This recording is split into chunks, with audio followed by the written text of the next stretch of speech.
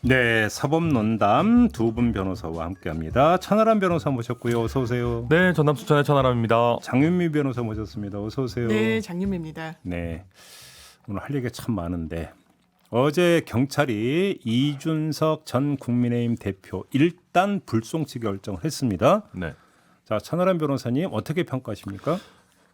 당연한 일이죠. 그래요? 그러니까 사실 성상납이라는 거에 대해서 증거가 있었으면은 진작에 뭐가 나왔었어야 돼요. 그러니까 말밖에 없었던 거였던 거고 지금까지 쭉. 그러면 성상납이 없었다라는 결론을 내린 거로 해석을 하십니까? 근데 그거는 단언할 수는 없어요. 왜냐하면은 지금 일단 알선수재나 이런 것들은 다 나름대로의 대가성이나 부적절한 청탁 이런 것들이 개입이 돼 있어야 되는데 그러니까. 그런 거랑 상관없이 뭐 접대 자체는 있었다라고 볼 수도 있습니다. 그러니까 아니 성상납이 없었다라는 결론을 내렸으면 증거인멸 의혹이나 무고나 무고 의혹 이것도 다 종결 처리를 했어야 되는 거죠. 그렇죠. 그래서 지금 얘기 나오는 것들이 불송치를 하면서도 그 나머지 있는 어떤 의혹들과 범죄 혐의들에 있어가지고 성상납이라는 건 있었다. 뭐 이렇게 결정을 할 수도 있어요. 아직 불꽃이 그러니까. 남아 있는 겁니다. 그러니까 예.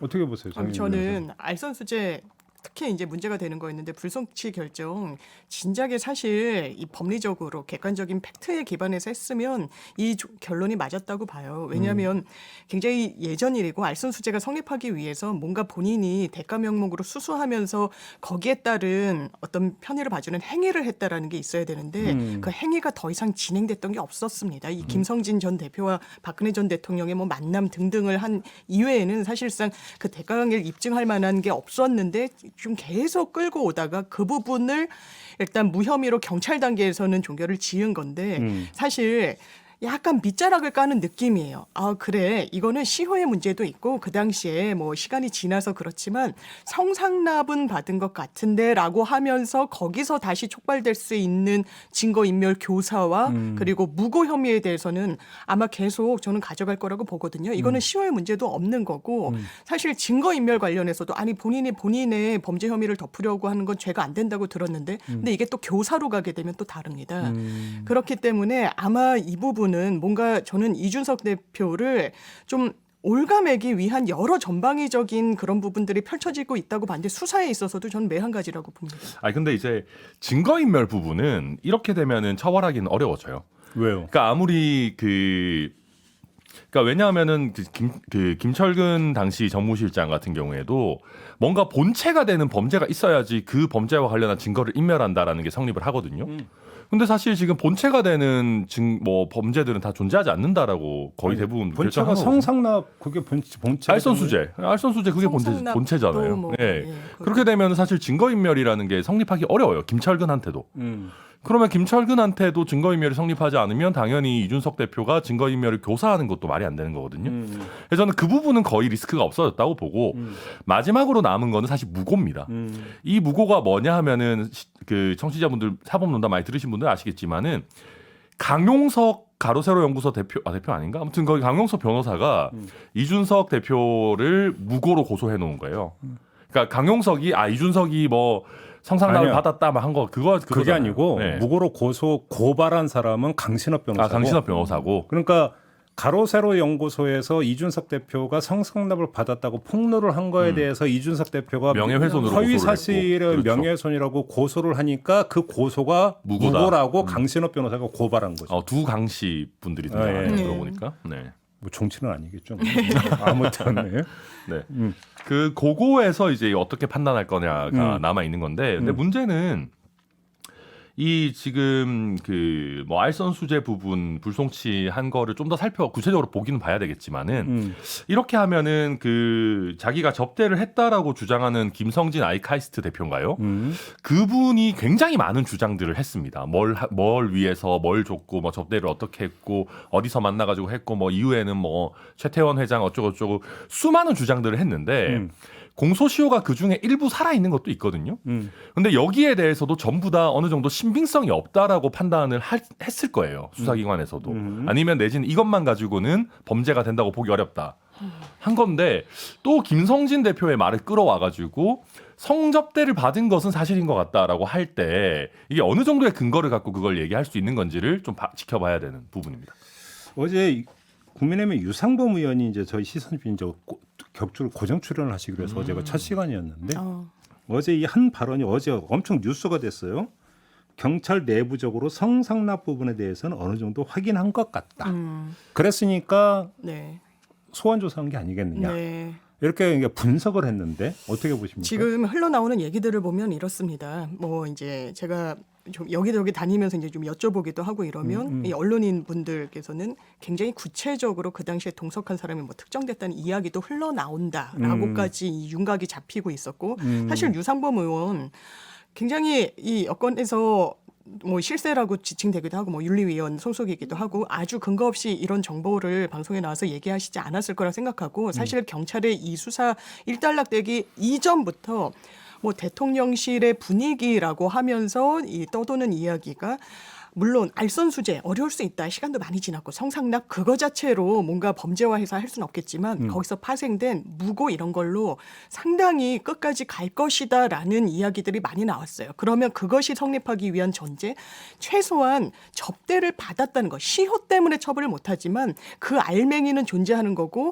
거기서 촉발돼서 너 증거인멸도 하려고 했고 그걸 거짓이라고 막 주장하면서 M1 사람 무고했지라고 사실상 이건 명예를 상당히 그냥 훼손하는 거거든요. 이준석이라는 전 대표의 정치인의 어떤 재기가 불가능할 정도의 사안으로 이걸 계속 끌고 갈 거다. 저는 그렇게 전망해 봅니다. 그러니까 일단 근데 유상범 의원의 얘기는 좀 저는 법조인으로서 좀 이상하다고 생각했던 게요. 그러니까 일단 그 뭐 만약에 유상범 의원이 수사 과정을 잘 알아서 얘기를 했다 그러면 그것도 좀 부적절해요.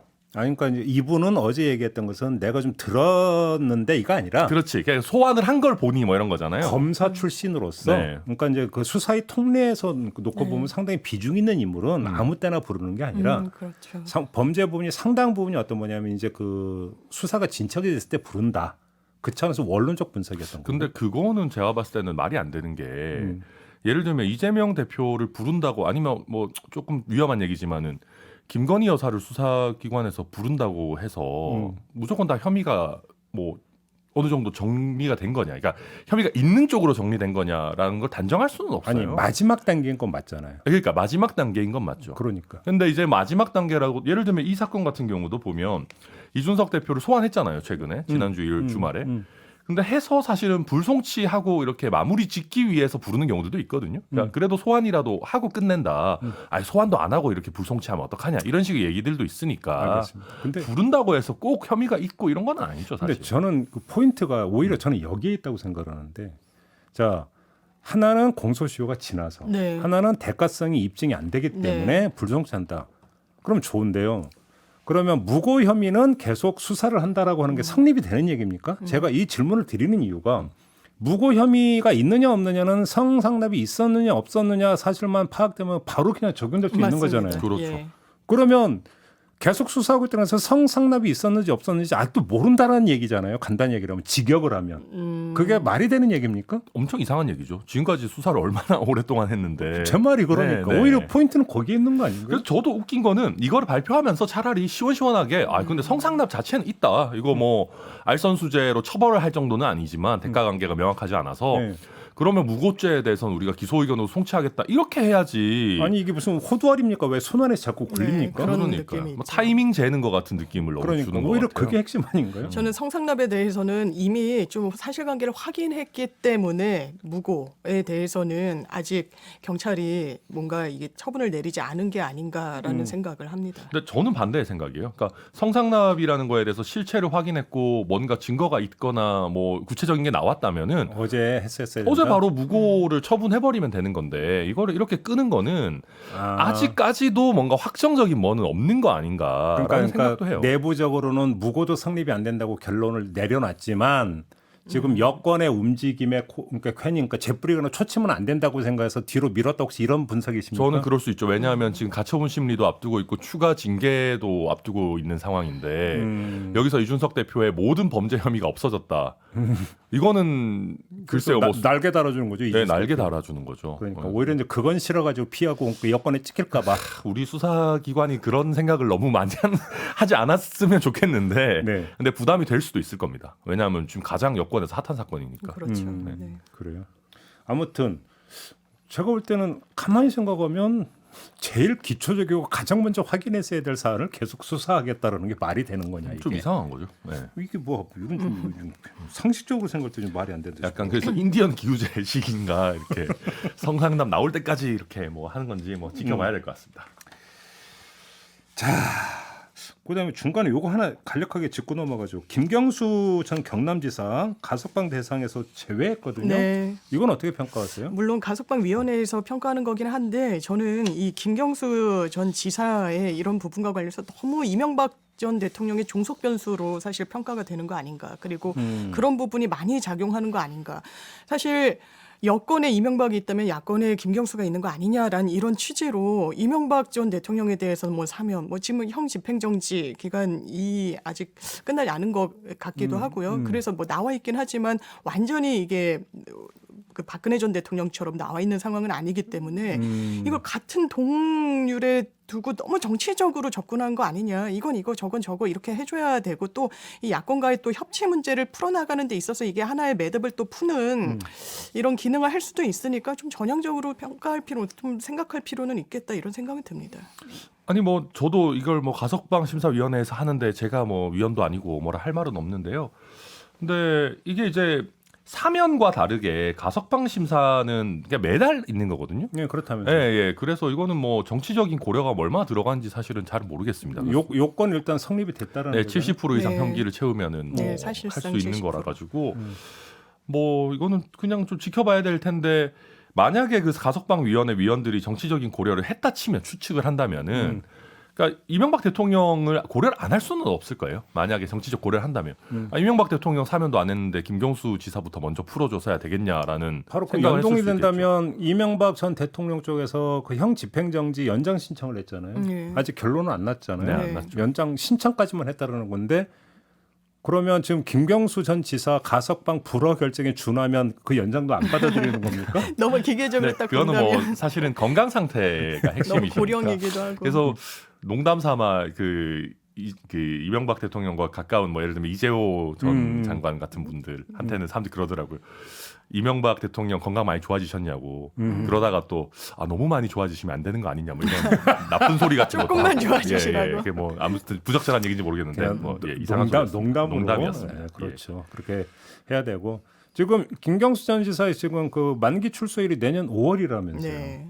네, 얼마 얼마 남지도 많이 않았는데. 남지는 않았습니다. 네. 에이씨 치사해서 그냥 가석방 안 받아 그냥 만기로 출소할래 이건 성립이 안 되는 거죠 입장에서는. 하루라도 진짜 여기 수감돼 있는 분들은 진짜 하루를 빨리 나오기 위해서라도 엄청난 비용을 또 감내하기도 하는 걸로 봐서는 정말 고통스러운 것 같더라고요. 그리고 혹한기를 또 안에서 보내는 건 다른 문제거든요. 혹한기, 혹서기는 고통스럽습니다 원래. 너무 춥고. 난방 넣어줘야지 그래도. 아니 뭐 난방은 또 넣어주긴 하는데 예를 들면 여름 같은 때는 그 수감돼 있는 분들이 저한테 부탁을 해요. 오후 2시, 1시 이럴 때 접견 좀 와달라고. 너무 더울 더우니까. 때. 그 변호인 접견실은 에어컨이 접견실은 나오거든요. 냉방이 되니까. 네, 냉방이 네. 되니까. 네. 그럼 황제 접견하는 사람들은 냉난방은 확실하게 그 혜택을 누리는 겁니다. 누리는 그렇죠. 나와 네. 있으니까. 알겠습니다. 그다음에 또 이 문제까지 여쭙고 그 중요한 그 큰 줄기를 좀 이따 미루고 신당역 스토킹 살인 사건이 나고 나서 법무부가 반의사 불벌죄 네. 폐지를 지금 이야기를 했습니다. 예. 장윤미 변호사 어떻게 평가하십니까? 저는 잘했다고 봅니다. 사실 스토킹 처벌법 진짜 이게 과거에 경범죄로 치부되던 거예요. 저희가 상담을 할 때 정말 위해를 정말 그 피해자 입장에서는 너무너무 두려워하는 경우가 있었어요. 근데 저희가 고소도 못했었습니다. 스토킹 처벌법이 없어서 이거를 뭐 협박까지는 이르다고 보기도 어렵고 너 집에 누구 들어가는 거 내가 보고 있어. 너 지금 뭐해? 이 정도지만 이게 횟수가 당한 사람 예, 입장에서는 거의 지옥이라고 되는데. 굉장히 두려워했어요. 좀 그렇죠. 그런데 그 당시에는 그러다가 진짜 강력범죄화되고 저희가 고소 넣었던 케이스가 있거든요. 스토킹 처벌법은 정말 한 발짝 뗀 법안인 건 맞는데 그 당시에도 이걸 왜 반의사불벌로 했냐. 반의사불벌이란 건 피해자의 의사에 반해서는 벌하지 않는다라는 건데 2013년도에 친고죄 관련 성범죄 규정이 싹 다 없어졌습니다. 왜? 이게 합의가 되고 피해자의 의사를 존중하라는 취지는 맞지만 이게 진짜 의사야?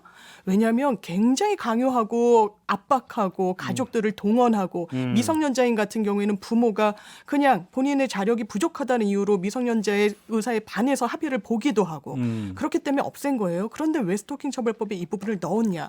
지금 신당역 살인 사건 같은 경우에도 합의 봐주지 않으니까 내 인생 끝났다라고 생각해서 이 범위를 이 범행을 뭐 모의하게 됐다라고 하지 않습니까? 진작에 사라졌어야 되는 거고요. 이 부분은 맞다. 그리고 전 법원도 좀 전향적으로 영장과 관련해서 특히 스토킹 범죄 같은 경우에는 강력 범죄로 가는 뇌관으로 작용하고 있는데 영장과 관련해서 피해자에 대한 어떤 위해 가능성, 재범의 우려 당연히 하나의 요소로 정말 내부 지침 정해가지고 발부 요건으로 삼아야 된다고 봅니다. 그러니까 좀 마초적 사고를 갖고 있는 분들이 좀 그런 식으로 생각하는 경우가 좀 있는 것 같아요. 이 스토킹과 10번째가 안 넘어가 나는 남이 있느냐라는 생각을 막 뒤섞어 버리는. 맞습니다. 아, 10번 찍으면 안 돼요. 그러니까 예. 10번 찍으면 나무가 얼마나 아픈지를 모르는 거죠. 그렇죠. 그죠. 근데 네. 이런 식으로 사고 나는 사람들이 꽤 있는 것 같더라고요. 그러네요. 네. 그러니까 그리고 수사기관이 실제로 스토킹 처벌 법은 있지만 수사기관이 아직까지도 심각하게 생각 안 하는 경우들이 많아요. 뭐 제 얘기가 좀 바로 네, 그 얘기예요. 긴급 응급 조치 같은 걸 잘 안 해주기도 하고요. 네. 저도 스토킹 사건 최근에 한번 했었는데 진짜 심했거든요. 진짜 심한데도 수사기관은 확실히 그 정도까지 그걸 안 해요. 예를 들면은 아까 잘 말씀해 주셨는데 다니는 교회 밴드 이런 데다가 막 그 스토킹하는 사람이 계속 글을 남기는 거예요. 그러니까 자기는 그 교회 다니지도 않는데, 그러니까 교회 홈페이지 같은데 막 뭐 아무튼 막 이상하게 계속 연락하고, 근데 범죄라고 할 만한 거는 아니게끔 교묘하게 계속 연락을 하는데 수사기관에서는 이걸 뭐라고 딱 특정 짓기는 어렵다. 근데 당하는 사람 입장에서는 계속 그 자기 주변 사람들한테 연락 오고 막 이상하게 그 게시판에 글 남기고 이러는 게 진짜 고통스럽거든요. 그러니까 마초 생각이 그런 거라니까. 좀 그 상대하고 좀 약간 좀 그 적극적으로 구애하는 건데 너무 예민하게 반응하는 거 아니에요? 네. 뭐 이런 식으로 접근하는 거 아니에요, 사실? 그런 부분이 생각도 있죠. 있죠. 그래서 일단 싫다고 하면 더 이상 안 하는 게 맞는 거고요. 싫다고 했음에도 불구하고 한다, 연락을 한다, 접근을 한다. 그게 일단 스토킹 범죄의 범죄에 드는 거기 때문에 그 행위는 중단해야 되고 계속되면 그게 범죄입니다. 그러니까요. 그러니까 스토킹에 대한 어떤 그 심각성의 인지가 좀 아직 부족한 게 아니냐. 네. 결국 이런 얘기로 좀 결국 귀착이 되는 것 같습니다. 뭐 소잃고라도 외양간은 고칠 건 고쳐야 되는 거죠. 이렇게 정리를 하고요. 네. 쌍방울 수사가 지금 진행이 되고 있는데 천하람 변호사님 네. 어디까지 갈까라고 보십니까? 당연히 이재명 대표님까지 가지 않겠습니까? 그래요. 근데 이제 중요한 거는 이번에 그 선거법 위반, 그러니까 허위사실 공표 부분은 사실 불기소를 했지 않습니까? 근데 불기소를 하면서도 굉장히 이례적으로 우리가 이거 대납 의심이 되고 한다. 근데 그 핵심 증인이라고 할 수 있는 그 쌍방울의 김성태 회장인가요? 그 사람이 해외에 나가 있고 경기도의 담당자들이 수사에 협조를 제대로 하지 않아가지고 우리가 공소시효 안에는 실체를 못 밝혔지만은 앞으로 이거 수사 계속 할 거다라고 써놨어요. 정리를 하면 그러니까 그 변호사비 대납 관련해서 불기소 결정을 했다라는 것은 대납한 적이 없다라는 발언이 네. 공직선거법상 허위사실 공표에 해당이 되느냐 안 되느냐 요거에 대한 불기소 결정이고 그렇죠. 그게 네. 예고편이었던 거죠. 대납이라고 하는 게 있었느냐 없었느냐는 판단은 아니다 이거잖아요. 그 네. 약간 그렇죠. 이재명, 이준석 두 분 다 비슷하게 가는 건가? 네, 밑자락을 깐다는 점에서 밑자락을 까는 비슷합니다. 건가 싶은 생각도 드는데. 근데 그 불기소 결정문은 어떻게 그게 언론 보도를 그렇게 일제히 탔던 걸까요? 불기소 이유서는 사실 당사자가 이게 친절하게 검찰이 보내주진 않고요. 별도로 발급을 받아야 되는데 저도 이거는 그거 받아서 셌다라고 봤는데. 봐야 되는 거죠. 그 예. 국회에 보고했을 수도 있습니다. 그래요. 공소장들은 다 국회에 보고가 꽤 되던데. 아무튼 공소장은 그날 네. 같은 날 불기소 결정문 내용이 일제히 보도가 됐거든요. 그랬죠. 예. 그러니까 이 정도 되면 아마 세워 나간 건 아니고 아예 발표를 했을 거예요 검찰에서. 그래요? 네.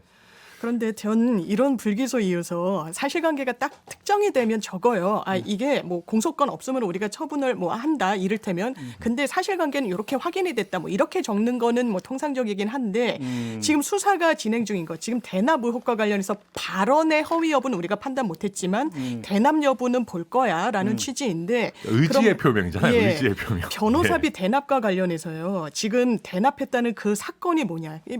허위사실 공표예요. 그것도 토론회에서 형을 뭐 강제 입원하려고 했느냐 해서 나 그런 적 없다라고 이야기한 부분 대법원에서 숨쉴 공간, 숨쉴 자유라고 해서 무죄를 받았던 그 사안. 그러면 변호사 비용으로 얼마를 냈느냐. 실제로 금전으로 확인된 건 2억이 넘죠. 1, 2, 3심 해서. 이거 대단히 적게 낸 비용이라고 보지 않습니다. 많은 변호사들이. 왜냐하면 이 사건이 엄청난 난이도가 있는 사건이 아니에요.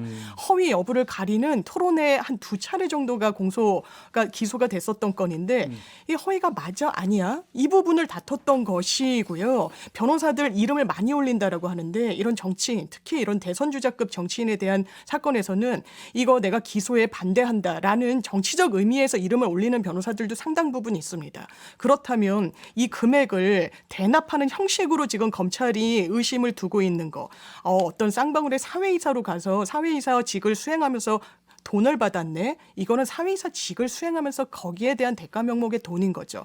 그리고 경기도 산하 뭐 사건 수임을 했네. 거기에 이름을 올려놓고 했네. 저희가 도청, 뭐 구청 거기 전임 변호사 했을 때 그게 수익에 엄청난 도움이 되지는 않습니다. 거기는 딱 한도가 있어요. 변호사 보수로 지급할 수 있는. 근데 이게 어떻게 대납 형식이라고 이야기합니까? 전환사채 발행도 그렇습니다. 뭐 이걸 정치 자금으로 뭔가를 꾸미려 했다라는 취지도 녹여냈던데 그거 실체 어떻게 밝힐 겁니까?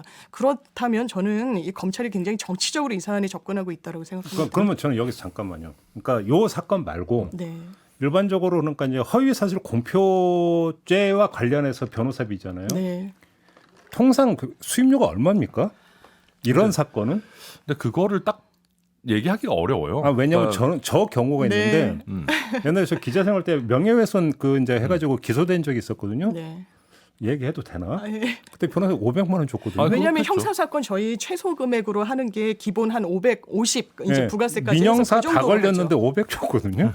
그냥 이게 간단한 사건이면. 적은 돈이냐 이거예요. 2억은 적은 돈 아닙니다. 근데 사실 그렇진 예. 않습니다. 왜냐하면은 그때 당시 선임한 사람들의 레벨이나 그리고 이게 좀 표현이 그런데 그 사건의 난이도나 중요성이라는 거는 그 사건이 미치는 파장과 직접 연관됩니다. 예를 들면 저희가 공무원 징계 사건들 합니다마는 공무원 징계 사건들이나 아니면 공무원이 저지른 형사범죄 같은 경우는 기본적으로 수임료가 굉장히 높아집니다.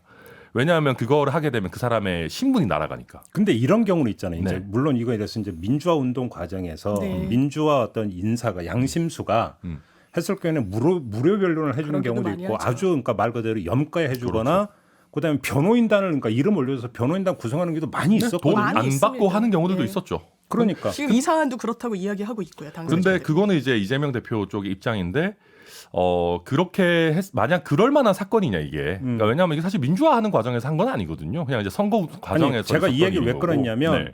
그 얘기를 조금만 확장을 하면 어떤 정치적 사건이었기 때문에 이재명 대표의 정치 노선이나 정치 지향에 동의하는 변호사들이 당신을 도와주고 싶다는 차원에서 접근할 수 있는 거 아니냐. 그렇게 해서 이 차원에서 한번 저는 그럴 가능성이 있다고 생각하고요. 네. 근데 문제는 말 그대로 그렇게 해놓고 실제로는 다른 사람을 통해서 어떤 대가를 받았느냐가 핵심인 거죠. 그러니까 쌍방울 수사의 핵심은 겉으로는 뭐 나는 이재명 대표 뭐 돈 안 받아도 돼 하는데 알고 보니까 누가 다른 데서 다 챙겨주더라. 근데 그 챙겨주는 것을 이재명 대표가 어느 정도 관여했거나 최소한 뭐 알고 있었더라. 그럼 대납이 되는 거거든요. 근데 거꾸로 지금 그 전원수채로 해서 이제 그 돌려서 그러니까 줬다라는 거잖아요. 대납. 근데 네. 그 몇십억이잖아요. 몇십억이죠. 근데 그 사건이 그 정도 그러니까 아니에요. 수임료를 줘야 되는 예, 사건이냐라는 그 정도 거예요. 아닙니다. 아니, 예, 그 정도 아니고 제가 한 수임료의 범위를 넘어서 이재명 대표를 평소에 도와주는 법조인들에게 미리 작업을 해놓는 거죠. 그렇다면 사실. 대납이란 표현을 쓰면 안 그러니까 되죠. 변호사비 대납 플러스 대납이라고 하면 안 뇌물이 되죠. 될 수 있는 거죠. 그렇게 되면. 그러니까 그렇게 그러니까 사실 지금 놓고 보면은 그 경기 그 평화부지사인가요? 킨텍스 네. 사장했던 이화영. 이화영에 대한 법인카드 1억 원.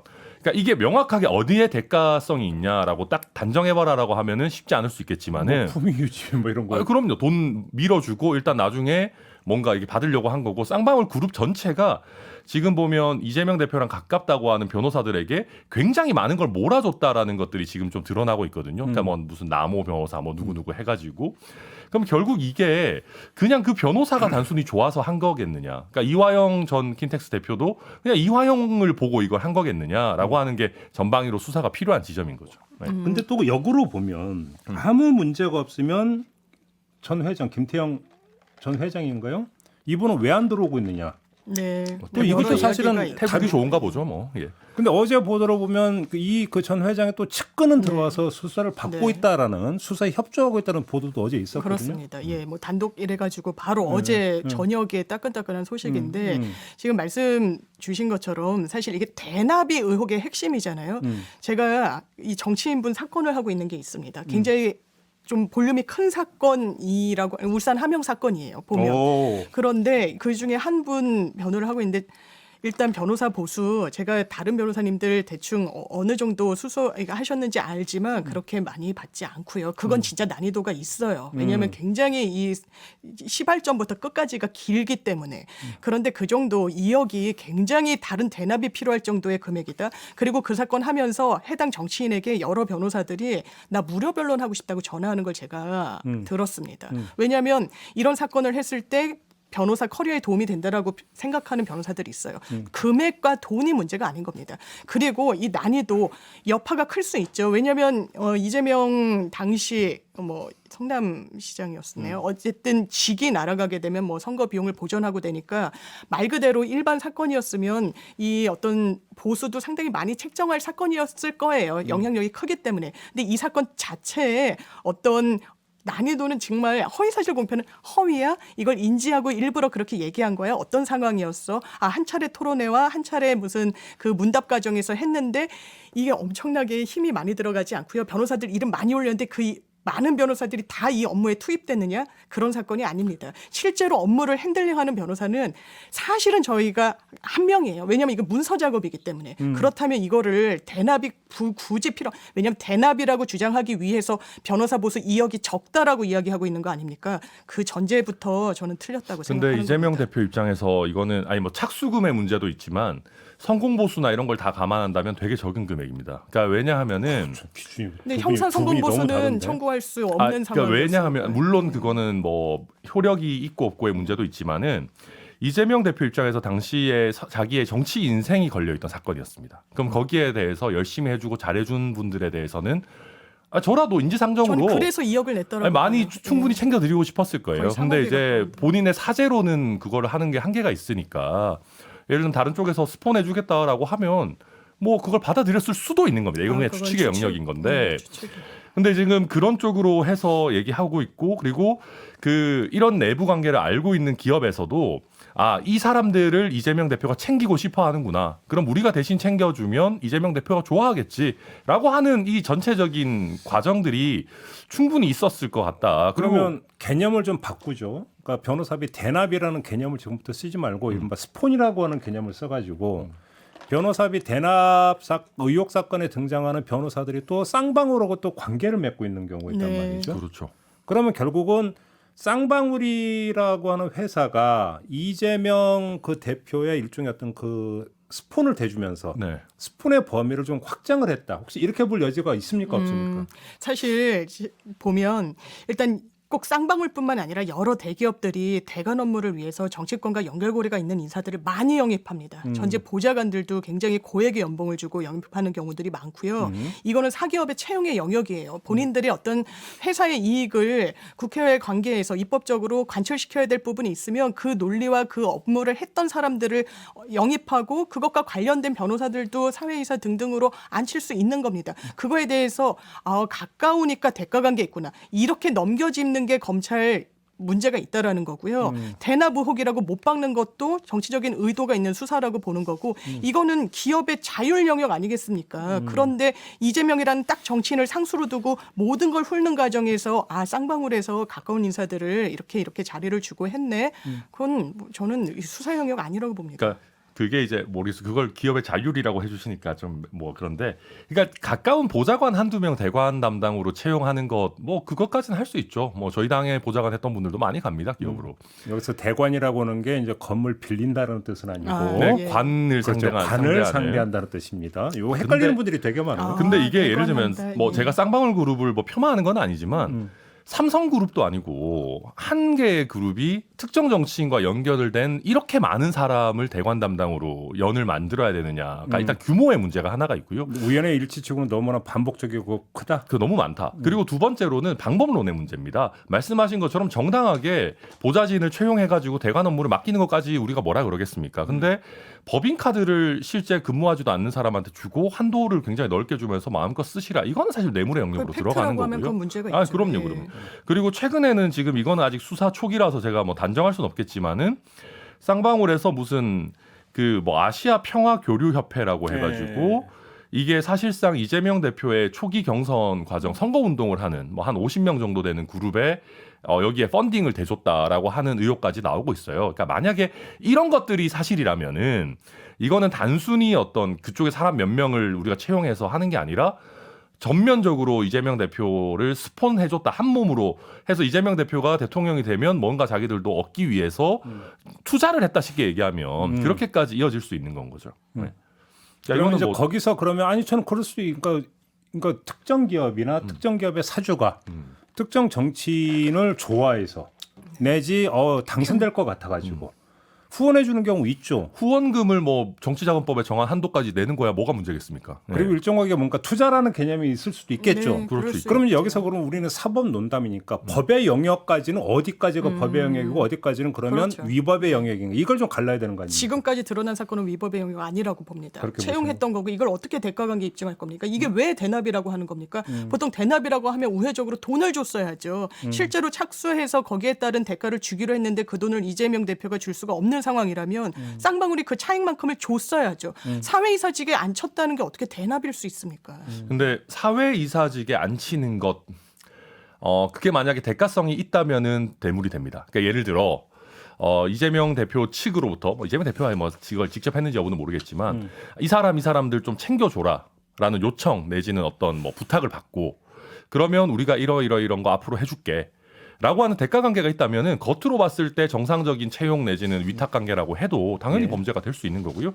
지금 문제되는 거는 제가 아까도 말씀드렸지만 이게 그냥 그런 식으로 정상적으로 일을 시키고 정상적으로 사회 이사를 위탁하고 이런 게 아니라 뭔가 그걸 넘어서는 행동들이 나오고 있거든요. 그러니까 이거는 만약에 그런 게 나온다면은 이거는 정말 뇌물이 문제될 수 있는 그런 상황. 자 그러면 그 마지막으로 이렇게 한번 해볼까요? 지금 이제 그 수사에 협조를 하고 있다는 김성태 전 회장의 측근이라는 사람이. 네.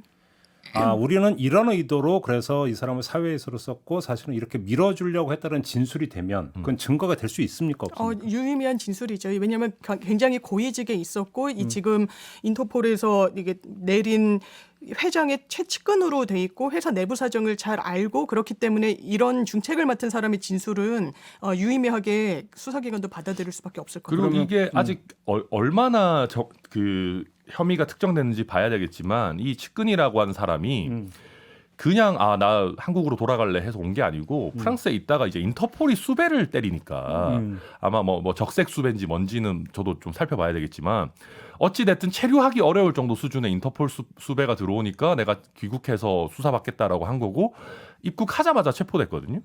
그러니까 이런 걸 봤을 때는 나름대로 뭔가 범죄 혐의가 이제 좀 특정되어 가고 있다. 왜냐하면 인터폴에 그거 보낼 때 써서 보내야 되거든요. 네, 그래서 이거는 뭐 만약에 말씀하신 대로 이 사람이 어떤 대가성과 관련한 진술을 한다면은 이거는 꽤 중요한 문제가 될 수 있습니다. 그러면 사실상 지금 그 조사 과정에서 일종의 플리바게닝이 지금 진행이 되고 있다고도 볼 소지가 있습니까? 저는 이게 뭐 과연 그렇게까지 할지는 이재명 대표 측 인사들만 또 뭐 쌍방울이 이른바 관리했는지 그건 또 봐야 되는 거고요. 관련해서 어떤 진술이 나올지 지금 이게 대가 관계가 있었다 이렇게까지 이야기하고 있지 않고 본인이 면책을 받는 방향으로 진술하지 않았을까 저는 생각합니다. 아니, 뭐 그거야 뭐 저도 모르니까 뭐 네. 알 수 없죠 뭐. 네, 아무튼 그 일전에 이제 저희가 조홍천 의원하고 인터뷰를 했는데 조홍천 의원이 저희 인터뷰에서 이거 아마 네. 지금 수원지검에서 하고 있죠. 예, 그렇게 알고 있습니다. 그래서 이 관련 어떤 수사 인력을 대폭 보강했다고 자기는 들었다 이렇게 이야기를 하더라고요. 그러면서 이제 검찰이 직접 핸들링하고 있는 사건이 지금 이거잖아요. 네. 다른 것 같은 대부분이 경찰한테 맡기고 있지만 그렇게 놓고 본다면 지금 타겟을 이걸로 잡고 있다는 것은 거의 분명하다 이렇게 봐도 되는 쌍방울과 거겠죠. 관련된 걸 주 타깃화하고 있는 것 같습니다. 제가 봐도 그런 대장동도 것 안 같습니다, 되고 현재로서. 뭣도 안 되고 하니까 그런 것 같습니다. 그렇죠.